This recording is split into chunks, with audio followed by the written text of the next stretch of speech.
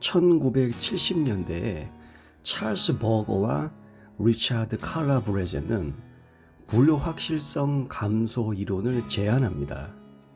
이 이론에 따르면 우리는 누군가를 처음 만났을 때 세 가지 전략을 이용해서 상대방에 대한 정보를 얻고, 그러는 가운데 상대방에 대한 불확실성을 감소시킨다고 하죠. 처음에는 상대방에 대한 질문으로 시작한다고 합니다. 이때 많으면 22개 정도의 질문을 통해서 상대방을 파악한다라고 합니다. 근데 특별한 건 없어요. 흔히 우리가 말하는 호구조사 정도에 불과합니다.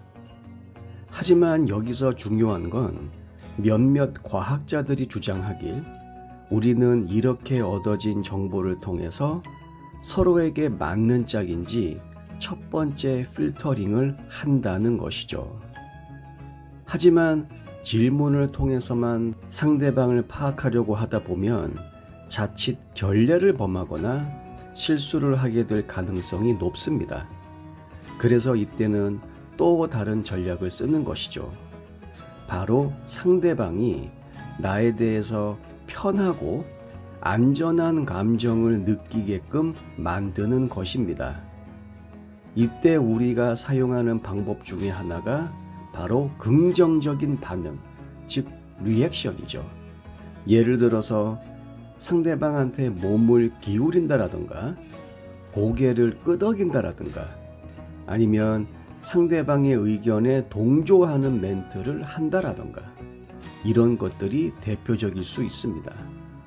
하지만 상대방이 이런 행동을 한다고 해서 자신에게 관심이 있다라고 착각하면 안 됩니다. 이건 어디까지나 상대방에 대한 더 많은 정보를 얻기 위해서 우리가 무의식적으로 동원하는 전략의 일환이기 때문이죠. 그리고 마지막으로 이제부터는 본격적으로 자신에 대한 정보를 노출합니다. 즉, give and take 전략을 취하는 것이죠. 나에 대한 정보를 하나 주고 상대방으로부터 그에 상응하는 정보를 얻어내는 것입니다. 예를 들어서 저는 직업이 이렇습니다. 당신의 직업은 뭔가요? 저의 수입은 이 정도입니다. 당신은 어느 정도인가요? 이런 것들이죠. 특히 결혼 대상을 물색하고 있는 남녀들이 상대방에게 곤란한 질문을 할 때에는 가능하면 자신의 정보를 먼저 준 다음 그 사람의 답을 기대하는 게 올바른 성인의 대화법이라고 저는 개인적으로 생각합니다.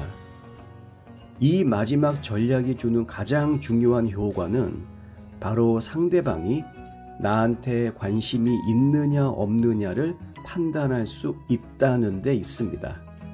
나에 대한 관심이 없으면 내가 이런저런 정보를 제공해도 상대방의 적극적인 반응은 기대할 수가 없기 때문이죠.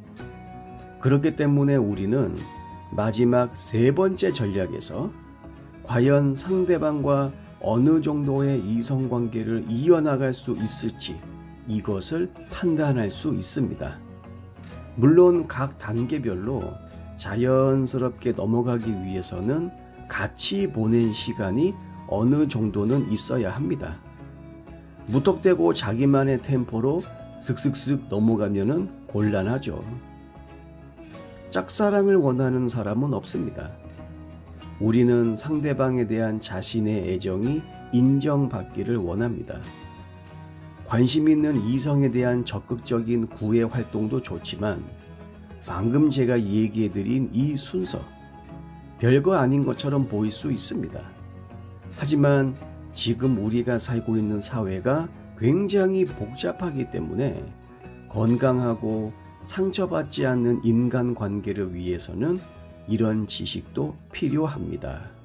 긴 영상 끝까지 시청해 주셔서 감사합니다. 영상 내용이 도움이 되셨다면 좋아요와 구독을 눌러주세요. 다음 영상에서 뵙겠습니다.